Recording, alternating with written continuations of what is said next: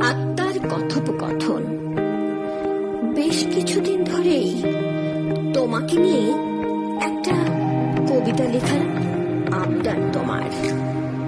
ভেবে পাই না আমি কি লিখবো তোমায় নিয়ে। কত কথাই তো হয় আত্মার সাথে আত্মার। দিন যায়, রাত পোহায়, ক্যালেন্ডারের পাতা বদলায়। ভেবে ভেবে লেখা চড়িয়ে যায়, কবিতা লেখা আর হয় না তাই। কি করা যায়, কি করা যায়? অবশেষে মনে করে লিখি পৃথিবীর শ্রেষ্ঠ প্রেমের কবিতা।